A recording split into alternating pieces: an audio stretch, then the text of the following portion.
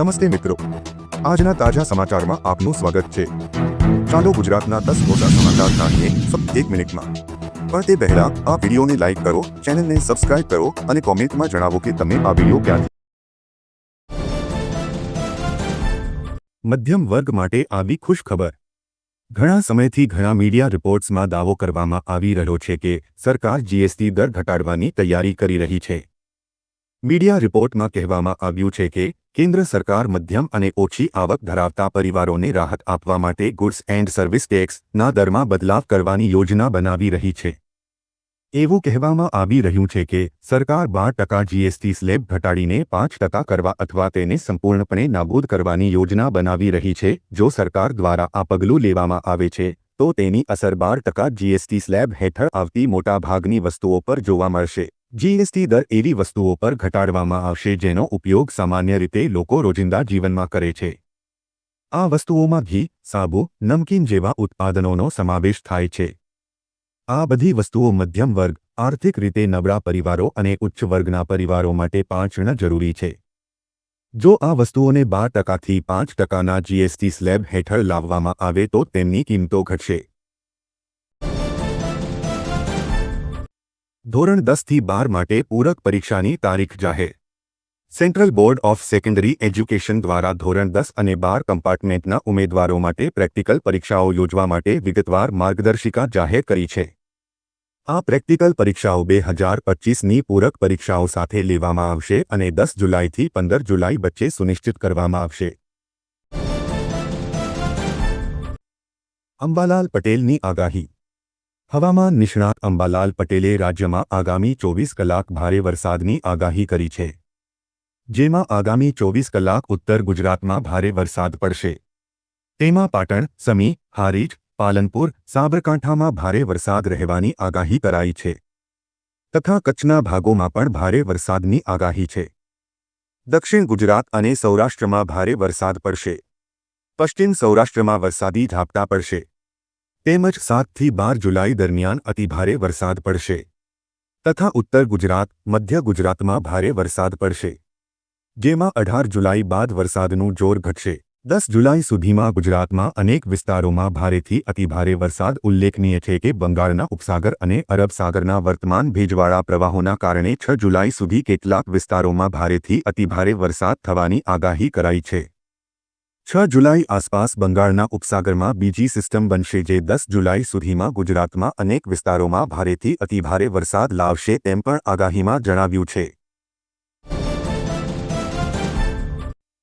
શું 2036નો ઓલિમ્પિક ભારતમાં રમાશે? સ્વિટ્ઝરલેન્ડના લુઝાનમાં ભારતીય પ્રતિનિધિમંડળે ઇન્ટરનેશનલ ઓલિમ્પિક કમિટીના અધિકારીઓની મુલાકાત કરી ભવિષ્યમાં ઓલિમ્પિક રમતોનું આયોજન કરવાનો પ્રસ્તાવ સત્તાવાર રીતે રજૂ કર્યો હતો। આઈઓસીએ તાજેતરમાં જાહેરાત કરી હતી કે હાલમાં તે 2036ની ઓલિમ્પિક રમતો માટે યજમાન દેશની પસંદગી પ્રક્રિયા અટકાવી રહ્યું છે। તેના આ નિવેદન બાદ ભારતીય પ્રતિનિધિમંડળની આઈઓસી સાથે બેઠક થઈ હતી। પંજાબ નેશનલ બેંકે કરોડો ગ્રાહકોને આપ્યા ખુશખબર। પંજાબ નેશનલ બેંક પીએનબી એ તેના ખાતાધારકોને મોટી રાહત આપી છે। બેંકે જાહેરાત કરી છે કે હવે બચત ખાતામાં લઘુત્તમ સરેરાશ બેલેન્સ ન રાખવા બદલ કોઈ દંડ વસૂલવામાં આવશે નહીં। બેંકના આ નિર્ણયથી લોકોને ખાતામાં લઘુત્તમ બેલેન્સ રાખવાની ચિંતામાંથી રાહત મળશે। બેંકનું કહેવું છે કે આ પગલાંનો હેતુ નાણાકીય સમાવેશને પ્રોત્સાહન આપવાનો અને બધા માટે બેન્કિંગને વધુ સુલભ બનાવવાનો છે। દિલ્હીમાં 10 વર્ષ જૂના ડીઝલ તથા 15 વર્ષ જૂના પેટ્રોલ સીએનજી વાહનો પર લગાવેલો પ્રતિબંધ હટાવાયો। દિલ્હીમાં પ્રદૂષણનું પ્રમાણ ઘટાડવા માટે 10 વર્ષ જૂના ડીઝલ તથા 15 વર્ષ જૂના પેટ્રોલ સીએનજી વાહનો પર લગાયેલો પ્રતિબંધ લગાવવામાં આવ્યો હતો જે હેઠળ સરકારે આવા વાહનોને ઇંધણ ન આપવા તથા દંડ વસૂલવાની સાથે સાથે વાહન જપ્ત કરી લેવાના આદેશ આપ્યા હતા। જો કે નીતિ લાગુ થયાના ત્રીજા જ દિવસે સરકારે યુટર્ન લીધો છે। દિલ્હી સરકારના પર્યાવરણ મંત્રી મનજિંદર સિંહ સિરસાએ કહ્યું છે કે નીતિઓમાં ખામી હતી જેના કારણે પ્રતિબંધ પર રોક લગાવી દેવામાં આવી છે। સરકારના અન્ય એક મંત્રી પરવેશ વર્માએ કહ્યું છે કે તૈયારી વગર નીતિ લાગુ કરવાના કારણે પ્રજા પર બોજ વધ્યો। નોંધનીય છે કે સરકારની આ નીતિનો ભારે વિરોધ થઈ રહ્યો હતો। સરકારની મહિલાઓ માટે 3 યોજના. પ્રધાનમંત્રી ઉજ્જવલા યોજના. આ યોજના ગરીબ પરિવારોની મહિલાઓ માટે એક મોટું વરદાન સાબિત થઈ છે. આ યોજના હેઠળ ગરીબી રેખા નીચે જીવતા પરિવારોને મફત ગેસ કનેક્શન આપવામાં આવે છે.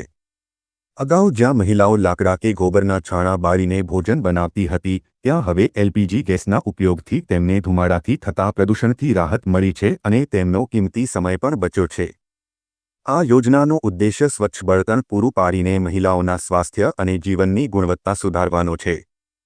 બેટી બચાવો, બેટી પઢાઓ યોજના. આ યોજનાએ દેશમાં છોકરીઓ પ્રત્યેના સામાજિક દૃષ્ટિકોણમાં ક્રાંતિકારી પરિવર્તન લાવ્યું છે. આ યોજનાના સઘન પ્રચાર અને જાગૃતિ અભિયાનને કારણે હવે લોકો પોતાની દીકરીઓને શાળાએ મોકલવા માટે પ્રોત્સાહિત થયા છે અને તેમને શિક્ષિત કરવામાં ગર્વ અનુભવે છે. આ યોજના લિંગ ભેદભાવ ઘટાડવા અને બાળકીઓના અધિકારોનું રક્ષણ કરવા પર ધ્યાન કેન્દ્રિત કરે છે. 3. સુકન્યા સમૃદ્ધિ યોજના. બેટી બચાવો, બેટી પઢાઓ યોજના સાથે જ જોડાયેલી સુકન્યા સમૃદ્ધિ યોજના પણ મહિલાઓના ભવિષ્યને સુરક્ષિત કરવામાં મદદરૂપ થાય છે. આ યોજના હેઠળ માતાપિતા પોતાની દીકરીના નામે બચત ખાતું ખોલાવી શકે છે અને તેના શિક્ષણ કે લગ્ન જેવા ભવિષ્યના મોટા ખર્ચાઓ માટે પૈસા એકત્રિત કરી શકે છે. આ યોજના હેઠળ જમા કરવામાં આવતી રકમ પર કરમુક્તિનો લાભ પણ મળે છે, જે માતાપિતાને લાંબા આ કાર્ડમાં મળશે 2 લાખ વીમો. અસંગઠિત ક્ષેત્રમાં કામ કરતા લોકોને આર્થિક સુરક્ષા આપવા માટે સરકારે વર્ષ 2020માં ઈશ્રમ કાર્ડ યોજના શરૂ કરી હતી. આ યોજનાને ઘણો પ્રતિસાદ મળ્યો છે અને અત્યાર સુધીમાં 29 કરોડ ઈશ્રમ કાર્ડ બનાવવામાં આવ્યા છે.